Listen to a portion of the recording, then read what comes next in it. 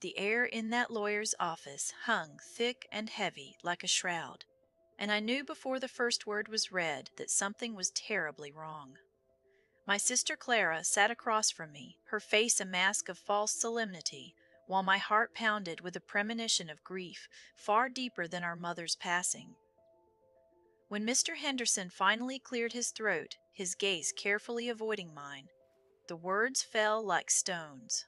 Every penny, every piece of our mother's modest estate, was bequeathed solely to Clara. My name, Alara, was mentioned only in passing, dismissed with a token sum that felt like an insult. I just sat there, numb. Years I had spent caring for Mamma as her memory faded, managing her bills, her appointments, even her garden. Clara, meanwhile, visited sparingly, always with a critical word or a hurried goodbye. Yet, in Mamma's final wishes, it was as if I had never existed. Clara's voice, sugary sweet, broke the silence. She offered a tight smile, a gesture of empty pity. Mamma loved us both, Alara, but she knew I understood the modern world better. Her eyes, though, held a flicker of triumph I couldn't mistake. I walked out of that office into the crisp autumn air feeling utterly hollowed out. It wasn't about the money, it was about the deliberate erasure, the betrayal of a lifetime of devotion. It was as if someone had taken a pencil and simply scrubbed me from our family story. For weeks I drifted through my days in a daze, the injustice a constant ache. I replayed conversations, searched my memory for a reason, a sign I'd missed. How could Mamma, who taught me about fairness, have done this? Then, one evening, as lamplight pooled over my worn hands, sifting through an old box of Mamma's trinkets, I found it. Not a hidden will, but something more profound. A small leather-bound ledger, tucked beneath a stack of faded photographs of our childhood. Inside, Mamma's neat handwriting meticulously detailed every expense for the house over the last decade. And beside each entry, for every doctor's visit, every grocery bill, every repair, there was a small initial, E for Alara, with the corresponding amount I had paid. Clara's name, however, appeared only a handful of times, always for small personal gifts from Mamma, never contributions to the household. The ledger painted a stark, undeniable picture of my financial and emotional investment. My breath caught. Undeniable picture of my financial and economic development. This wasn't just a record, it was a testament, a silent witness to my care, a root I had unknowingly held on to even as others tried to prune me away. Mamma had kept this ledger, a quiet act of truth-keeping.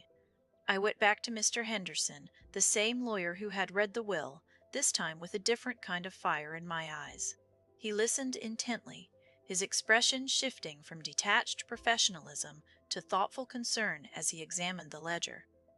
This changes things, Mrs. Davies, he murmured, tracing a finger over Mamma's careful entries. This clearly demonstrates a pattern of significant contribution, even financial support, that contradicts the spirit, if not the letter, of the recent will.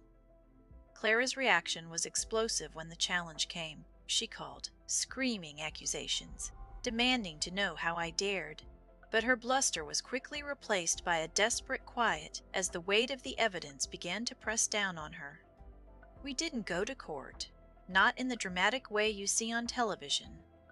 It was a quiet, private mediation. The mediator, a stern but fair woman, laid out the facts, the ledger a silent, powerful presence on the table between us. Clara, stripped of her bluster, finally admitted to influencing Mamma during her vulnerable final years. She had twisted my actions, painted my care as controlling, sowing seeds of doubt where only love had been. In the end, the estate was divided more equitably. Not a complete reversal, but a substantial share that recognized my decades of devotion. The money was secondary, though. What truly mattered was the quiet affirmation of truth. Claire lost more than half the inheritance. She lost the last shreds of her reputation within our dwindling family.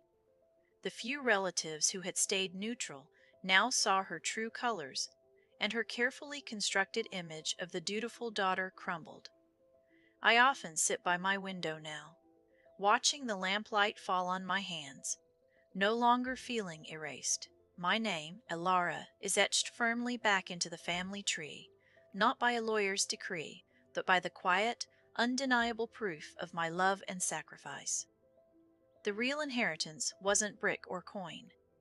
It was the knowledge that my root had held, strong and true, and that the truth, like an old oak, eventually finds its way to the sun. What did you think of that ending? Subscribe so you don't miss the next one. Thanks for watching. Drop a like if you liked it. Drop your thoughts and suggestions in the comments.